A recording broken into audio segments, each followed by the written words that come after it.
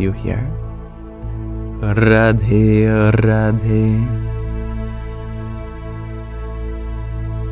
So, we will be reading another verse from the Vachanāmrut, which is a collection of about 300 or so discourses.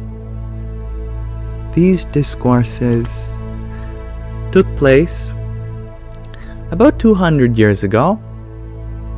They were given by a being who is reverently addressed here as Shriji Maharaj.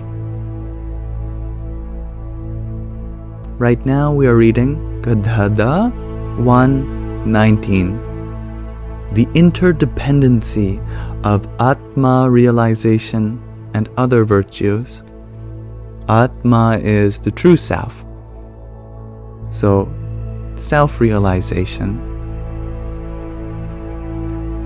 On the evening of Posh Sudhi the 1st, Samvat 1876, or the 18th of December, 1819, Shriji Maharaj was sitting in Dada Khachar's Darbar in Gadhadā. He was dressed entirely in white clothes. At that time, an assembly of Paramahansas, the highest kind of spiritual renunciant, as well as devotees from various places, had gathered before him. Thereupon, Shriji Maharaj said, in this satsang, fellowship, this gathering of true spiritual seekers,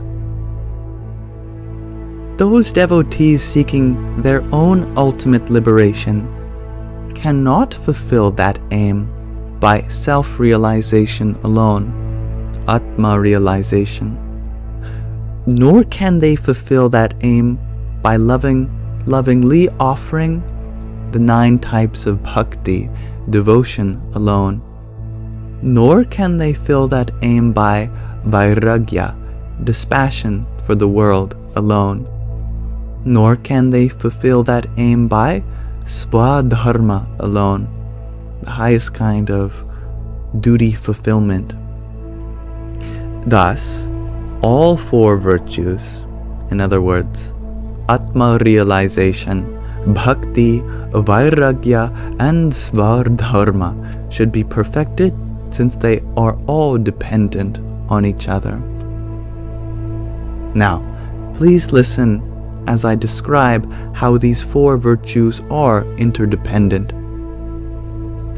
One may have the virtue of self-realization, Atma Realization, but if one does not have love towards the source of all things, called in this text as God, then one does not attain the favor of God, which can only be attained by such love.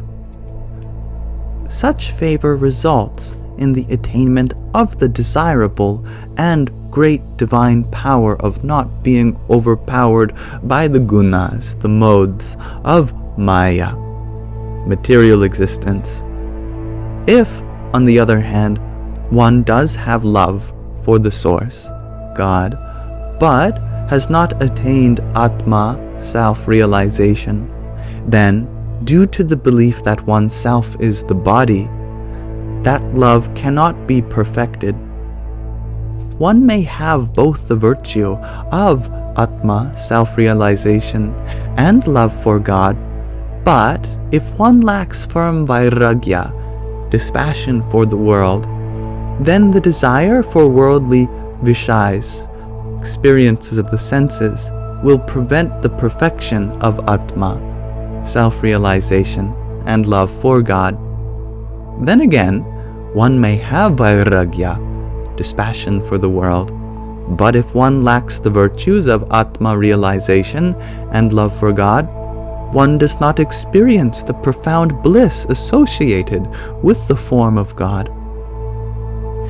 Also, one may have svardharma, but if love for God, Atma Realization, and vairagya are absent, then one will not be able to transcend Bhurlok, the earth plane, Bhuvalok, the interspace, and all of the realms up to Brahma's Satyalok, the highest plane of existence. That is to say, one will not be able to transcend the Brahmanans, the cosmic eggs in which this world takes place, and attain God's Akshardham, which transcends the darkness of Maya, material existence. On the other hand, one may have the three virtues of Atma Realization, love for God, and Vairagya, but if Svadharma, performing one's duties, are lacking, the other three cannot be perfected. In this manner, Atma Realization and the other three virtues are dependent on each other. A devotee who has extremely firmly established these four virtues within themselves through the profound association with God's Ekantik Bhakta, true devotees, has completed all spiritual endeavors. Only such a person should be known as an Ekantik Bhakta, true devotee. Therefore, a devotee having any deficiency in these four virtues should overcome that deficiency by serving and profoundly associating with the Ekantik Bhakta of God, with the true devotees themselves. And so we conclude Gadhadā 1:19, the interdependency of Atma Realization and other virtues.